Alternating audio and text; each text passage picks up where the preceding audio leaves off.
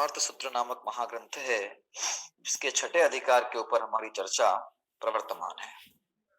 छठे अधिकार में आश्रव तत्व की चर्चा की गई है और 8 कर्मों के आश्रव के कारण क्या है उसकी हम चर्चा कर रहे हैं। जहां हमने ज्ञानावरण, दर्शनावरण और वेदनी कर्म के आश्रव की चर्चा की, आज हम मोहनी कर्म के आश्रव की चर्चा करने वाले हैं। वेदनी कर्म में साता और असाता वेदनी दोनों प्रकार के कर्म है ना। असाता वेदनी कर्म के आश्रय के कारण उसके लिए एक सूत्र पृथक लिखा और साता वेदनी के लिए एक सूत्र पृथक लिखा। तो असाता वेदनी की चर्चा हमने विस्तार से की थी। साता वेदनी कर्म के आश्रय के कारण पर भी प्रकाश डाला था। एक बार पुनः है ना उस सूत्र और उसके अर्थ को देखते हुए फिर अपन आगे मोहनी कर्म के आश्रय की चर्चा करेंगे। आइए चलते हैं सूत्र की तरफ। तो उनकी अनुकंपा करने, प्राणी मात्र सामान्य की सबकी है ना अनुकंपा करना, दया का भाव रखना उनके प्रति है ना। अनुकंपा का देखो क्या अर्थ दिया, पर की पीड़ा को अपनी पीड़ा समझना, ठीक है। व्रति अनुकंपा, जो व्रति है, अनुव्रति है, महाव्रति, उनकी अनुकंपा, अनुकंपा करना मतलब दया, दया दिखाना उनके ऊपर, ऐसा अनुकंपा करने का मतलब ये उनकी अनेक प्रकार से सेवा शुश्रूषा करना है ना, उनकी आहार आदि उनको देना और नाना प्रकार से जो है उन्हें जिस प्रकार से प्रतिकूलता न हो, है ना, इस प्रकार की हम अपनी तरफ से वो करें। इसका अर्थ ये नहीं कि उनका जो आचरण है ना, जो कठोर संयम है उनके, उसमें बाधा उत्पन्न कर दें। वो चलो ठंड लगती होगी तो कंबल उड़ा दी, इस प्रकार से नहीं, है ना। तो वो उनकी अनुकंपा है, ठीक है। तो भूत के अंदर सारे आ गए। तो वृत्ति की चर्चा, वृत्ति की पर की जाने वाली अनुकंपा अथवा है ना वृत्तियों के प्रति जो आदर सम्मान का भाव होता है, उससे विशेष है ना साता वेदनी कर्म का आश्रय होता है, इसलिए इस विशेष शब्द दिया अलग से। फिर दान, दान 4 प्रकार का दान है ना, अभय दान, शास्त्र दान, अभय दान, आहार दान, ज्ञान, है ना। तो ये जो दान है, औषधि शास्त्र, अभय, आहार, ठीक है। तो योग्य है ना, ये भी सामान्य प्राणी के लिए भी किया जाने वाला दान है ना, सुविधाएं। और फिर मुनिराज आदि को, वृत्ति आदि को है ना ससम्मान पूर्वक, नवदा भक्ति पूर्वक दिए जाने वाला जो आहार इत्यादि है ना, वो दान की श्रेणी में आएगा। तो वो दान बिना किसी चाह के दिया जाने वाला दान है ना, प्रतिफल में मुझे कुछ मिले, इस प्रकार से। सराग संयम है ना, सराग संयम मतलब क्या, राग के साथ होने वाला संयम। जितना राग बाकी है वो राग है, और जितना संयम प्रकट हुआ है वो संयम है। तो राग के साथ होने वाला जो संयम है, यानी सराग संयम की जो अवस्था है, वहां होने वाला जो पुण्य भाव, वहां होने वाला जो शुभ भाव है, वो शुभ भाव भी क्या है, साता वेदनी कर्म का आश्रय का कारण है। मुद्राज आदि को होने वाला शुभ भाव है ना, तो संयम है वो नहीं, है ना। और अगर संयम को कहना है तो व्यवहार संयम ऐसा कहेंगे, ठीक है। निश्चय से तो संयम जो है वो तो धर्म है ना, बंध के अभाव का कारण है, तो आश्रय का कारण कैसे हो सकता है। आदि का योग यानी आदि का होना, योग मतलब इनमें उपयोग का लगना, भूत अनुकंपा में, वृत्ति अनुकंपा में, दान में, है ना, और शुभोपयोग है सराग संयम आदि वो। और शांति, शांति मतलब क्रोध के का मंद उदय, है ना, क्रोध की मंदता, शांत रहना, है ना, शांति का स्वभाव, ठीक है। और शौच, शौच मतलब है यहाँ पे पवित्रता, मतलब लोभ कषाय जो है उसकी मंदता होना, संतोषी प्रवृत्ति का होना, ये सब साता वेदनी कर्म के आश्रय के कारण है। नहीं, हम ये कहें कि जो जो असाता वेदनी कर्म के आश्रय के कारण है, उससे विपरीत जो जो है वो साता वेदनी कर्म का आश्रय। कषायों की तीव्रता असाता वेदनी कारण, तो कषायों की मंदता साता वेदनी कर्म का आश्रय का कारण हो गया, है ना। पापादि की प्रवृत्ति, है ना, ये सब असाता वेदनी का कारण हो गया। तो पुण्य में प्रवृत्ति होना, पुण्य आदि के भाव होना, है ना, ये सब देव शास्त्र, गुरु आदि की भक्ति, विनय, ये सब इसमें आ गया, ठीक है। देखिए, अनुकंपा, दूसरों की पीड़ा को अपनी पीड़ा मानना, है ना। दान, निज व पर के उपकार के लिए अपनी वस्तु का अर्पण करना, ठीक है, उसके बदले मुझे क्या मिलेगा ये सोचे बिना, है ना।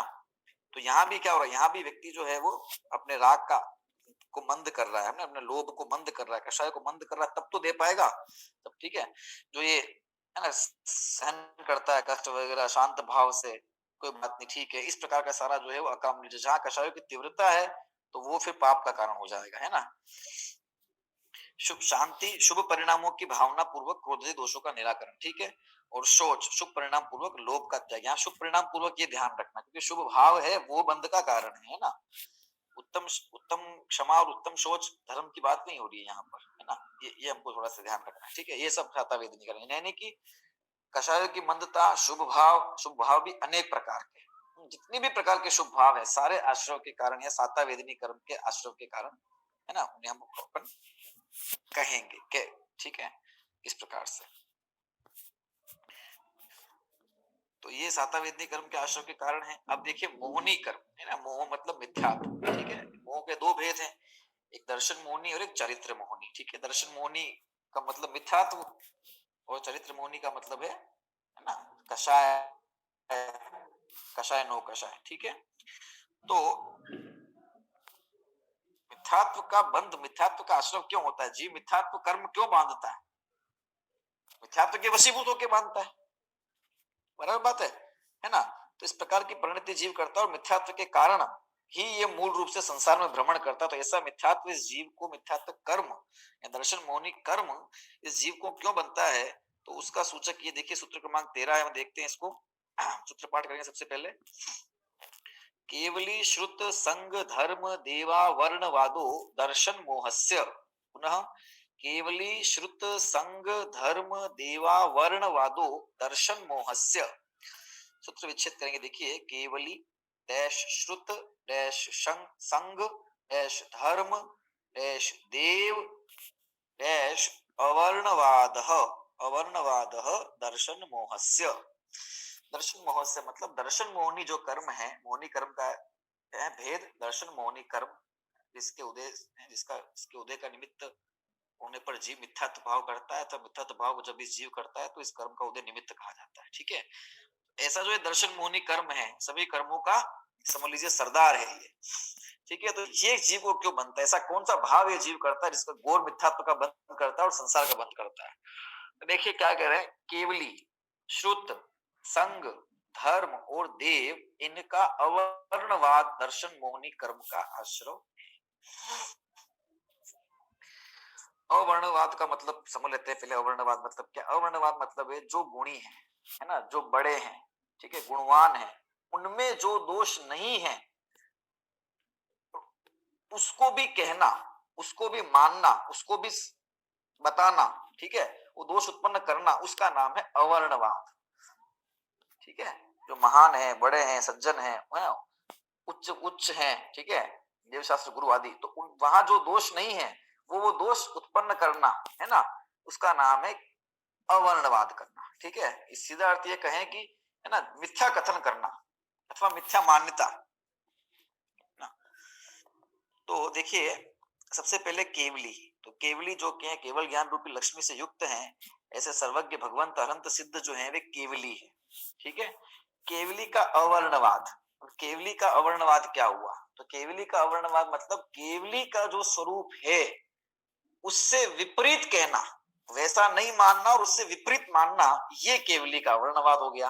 हर एक में ऐसे लगाएंगे, जिसका जो स्वरूप है उसको वैसा न मानकर अन्यथा मानना, उसका अन्यथा वैसे ही प्रचार करना, वो जो है वो अवर्णवाद है। तो केवली मतलब अनंत भगवान कैसे हैं?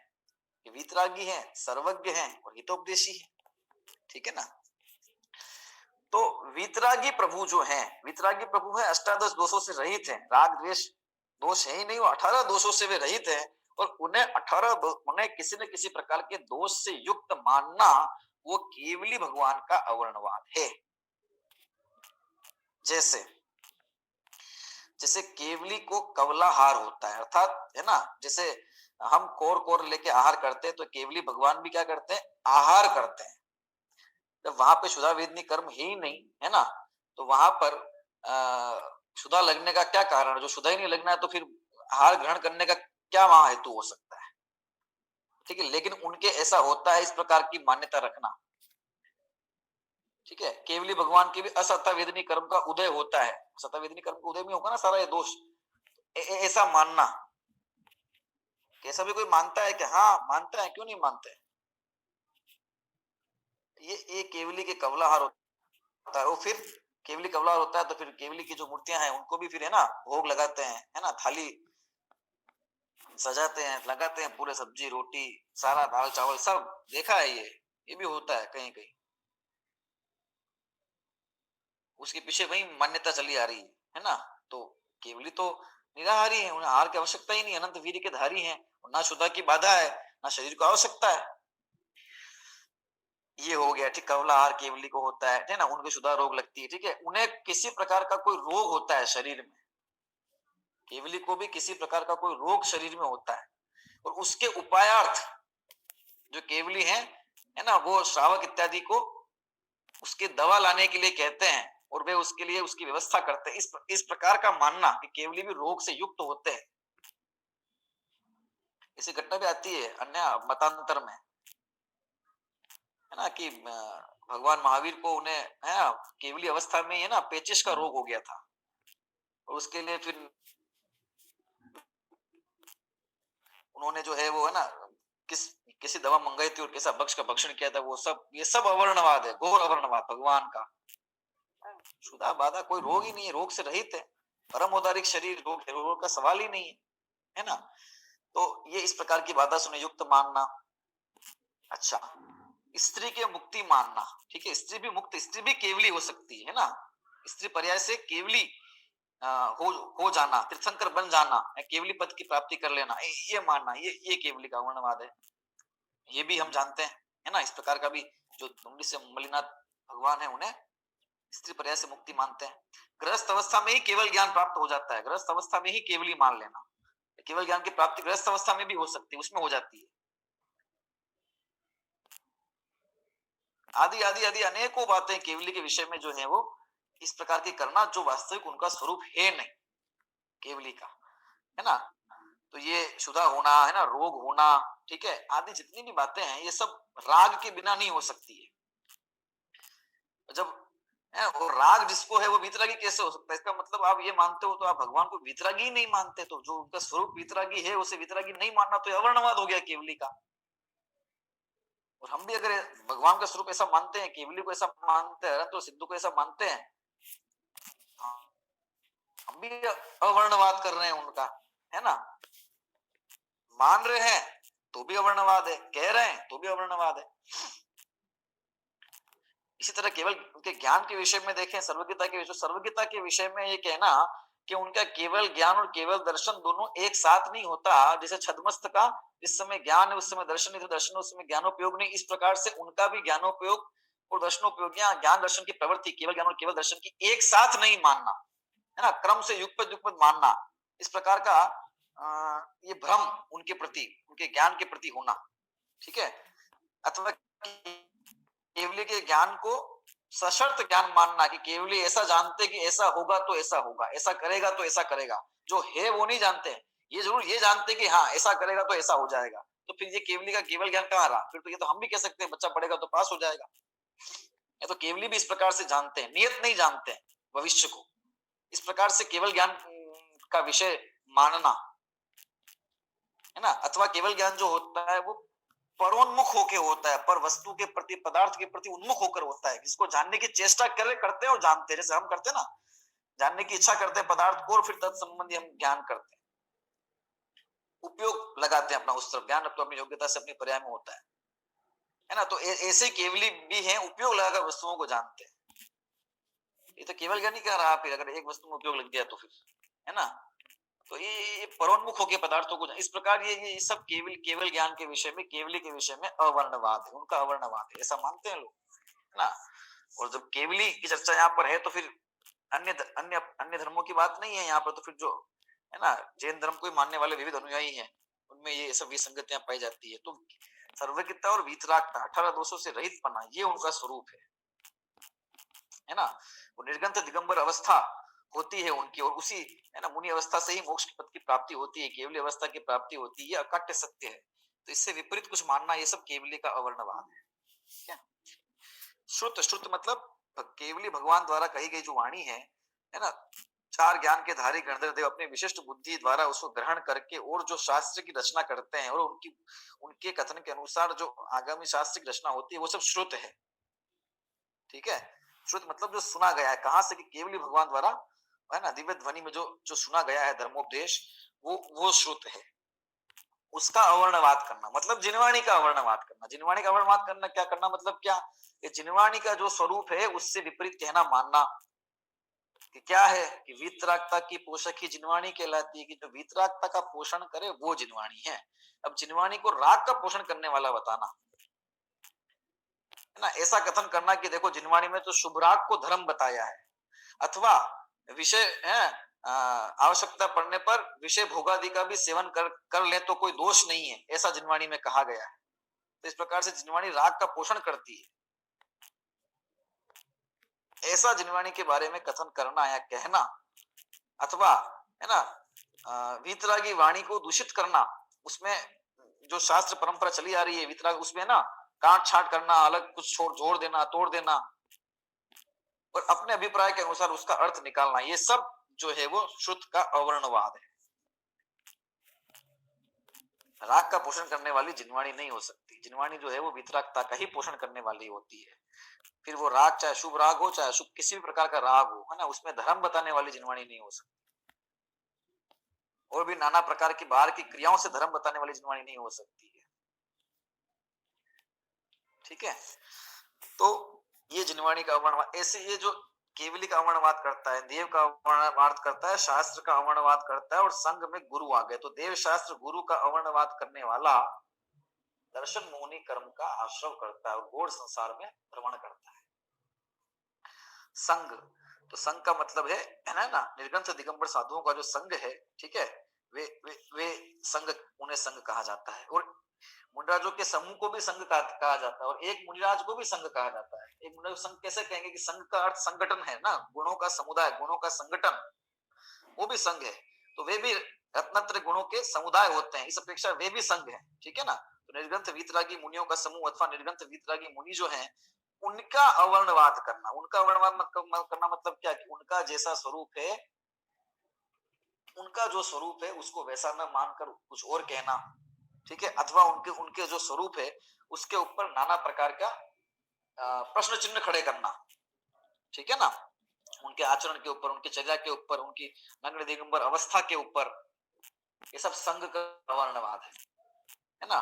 निर्दोष साधुओं में भी दोष लगाना, ये सब संघ का अवर्णवाद है ना। उन्हें है ना अशुचि कहना, अपवित्र कहना, उनके प्रति जुगुप्सा का भाव रखना, है ना, उन्हें नग्न कहकर उनका उपहास करना, ठीक है, आदि ये सब संघ का अवर्णवाद है। ठीक है, और मुनि अवस्था जो है ना, वो निर्ग्रंथ दिगंबर है, वही सच्चा मुनि मुनि मुनि स्वरूप है। उसे है ना अंबर के साथ, वस्त्रादि के साथ मुनि अवस्था होती है, इस प्रकार का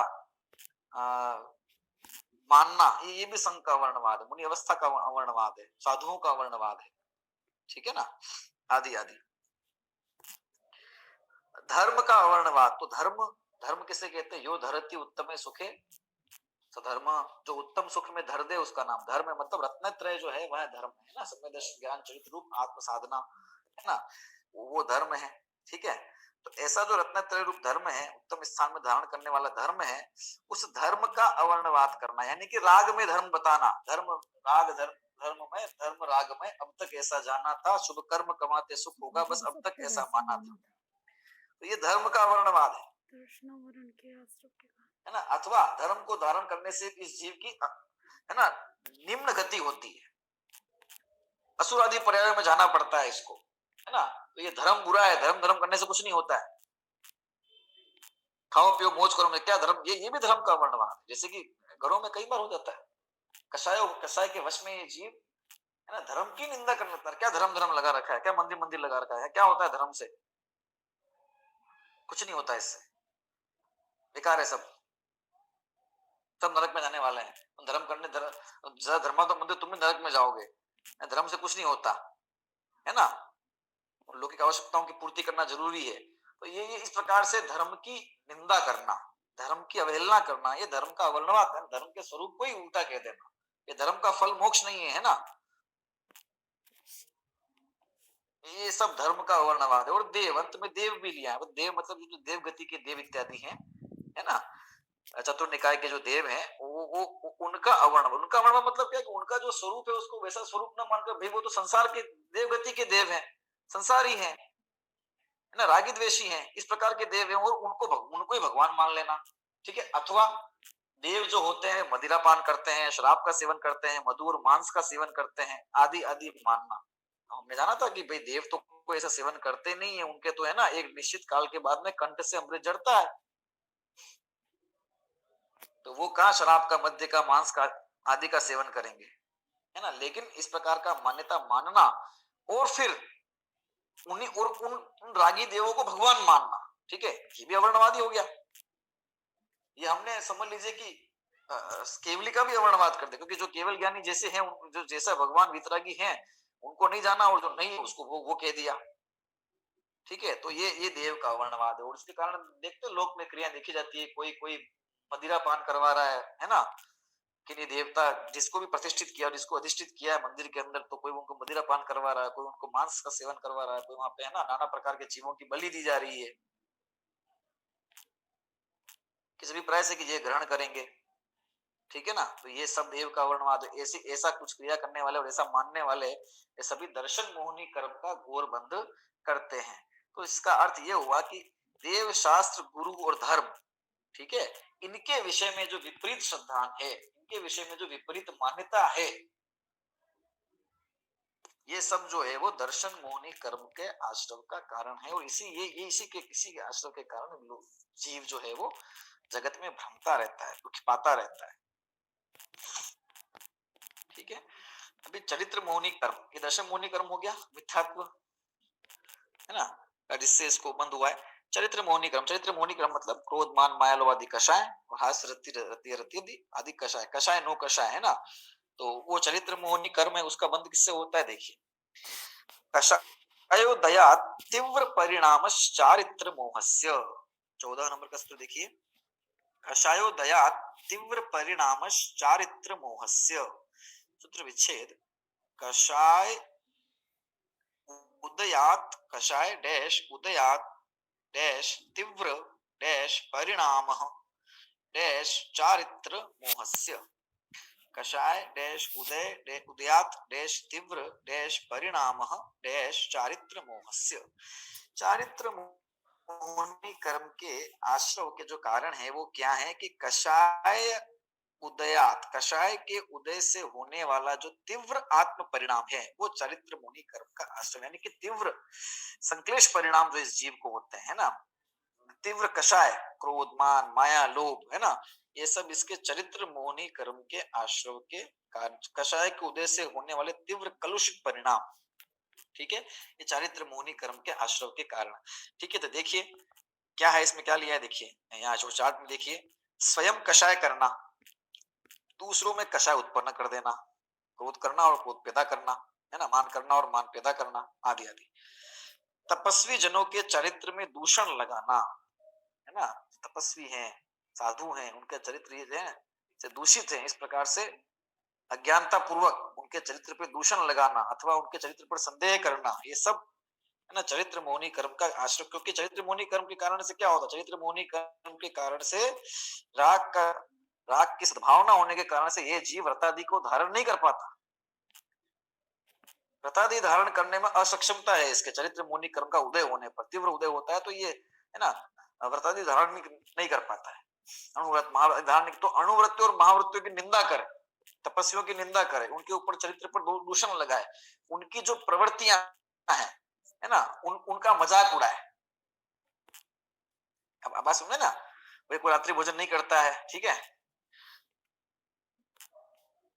तो उसकी हंसी उड़ाना, ठीक है, उसकी निंदा करना, अरे क्या रखा है तुम्हें ना, इतना भी नहीं करते हो, है ना, जमाना कितना आगे बढ़ गया, तुम लोग धर्म धर्म में लगे हो, अभी तक खाना चाहिए, पीना चाहिए, सब चलता है, होता है, सब जमाने के हिसाब से चलना पड़ता है, करना पड़ता है ना। कंदमूल इत्यादि का सेवन कोई नहीं करता है तो उसकी हंसी उड़ाना अथवा उसको उसको भी प्रेरित करने, ही खाओ, खाना जरूरी है ना, रात्रि भोजन आदि आदि आदि आदि जो भी चरित्र है, देश चरित्र से लेकर सकल चरित्र, है ना, वो सब की निंदा करना अथवा करने वालों को उसकी हंसी उड़ाना या उसमें दूषण लगाना या उसमें मीन मेक निकालना, तो चरित्र की निंदा करना, है ना, जो सच चरित्र है, ठीक है ना, उसमें दूषण लगाना, ठीक है, ये सब तपस्वी जनों के चरित्र में दूषण लगाना, ठीक है ना। कोई उपवास आदि करता है तो कि क्या होता है ये सब करने से, कुछ नहीं होता है ना, आदि आदि सब ये सब बातें इसमें होगी।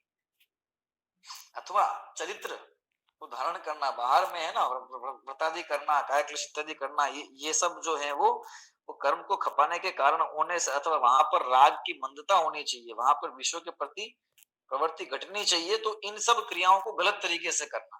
ठीक है, उपवास कर रहे हैं तो कैसे उपवास करना है पता नहीं है ना, टीवी टीवी देख के पूरा दिन निकाल रहे हैं, आदि आदि जो भी है सब दोषपूर्ण क्रियाएं वो सब। ठीक है, और देखो संक्लेश पैदा करने वाले वेश और व्रत धारण करना, ऐसे व्रत और ऐसे वेश धारण करना, है ना, सारे बाहर में जो है ना तपस्वी, अनेक प्रकार के तपस्वी होते हैं, नाना प्रकार के वेश धारण कर लेते हैं, नाना प्रकार के उल्टी सीधी है ना क्रिया करते हैं, काय क्लेश, वस्तुतः वो काय क्लेश बड़ा तप वाला काय क्लेश नहीं है, लेकिन सिर्फ शरीर को तकलीफ देना, है ना, सहन करना, क्यों भाई कोई रिद्धि मिल जाए, कोई सिद्धि मिल जाए, अथवा ये मानना कि इस प्रकार का चरित्र धारण करने से, कठोर तपस्या इस प्रकार के करने से मुझे, है ना, निष्काम पद की, स्वर्ग पद की प्राप्ति हो जाएगी, अथवा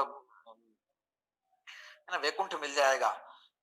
इस प्रकार की मान्यता के साथ में नाना प्रकार के भेष धारण करना, है ना,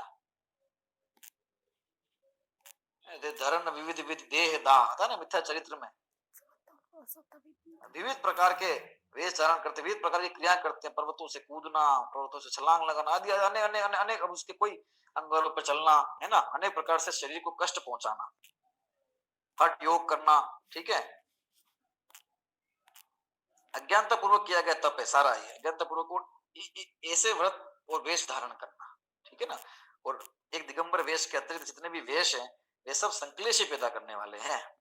ठीक है, तो वे सब चरित्र मोहनी कर्म के आश्रम के कारण होते हैं। ठीक है, इसके अलावा हास्य, रति, अरति, शोक, भय, जुगुप्सा, स्त्रीवेद, पुरुषवेद, नपुंसकवेद, इनके भी कुछ विशिष्ट कारण हैं।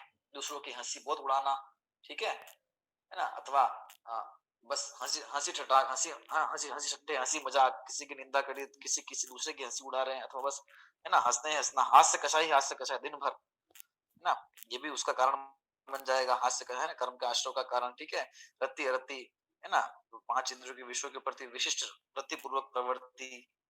ठीक है, अथवा दूसरों में अरति पैदा करना, द्वेष पूर्वक प्रवृत्ति करना, जुगुप्सा, घृणित जो वस्तुएं हैं, शुचि अशुचि पदार्थ है उनमें राग पूर्वक प्रवृत्ति करना, इस प्रकार से वो जुगुप्सा का कारण हो गया, है ना।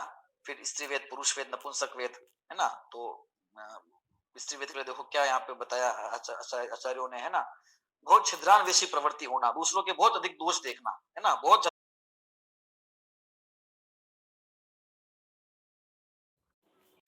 अब जब कर्म का उदय आता है तो वो जबरन इस जीव को विकार नहीं कराता है ना, जीव अपनी कमजोरी से, आत्म स्वभाव से विचलित होकर अज्ञानता पूर्वक, प्रमाद पूर्वक आचरण करता है और फिर नवीन कर्म का बंध करता है, नाना प्रकार के भाव करता।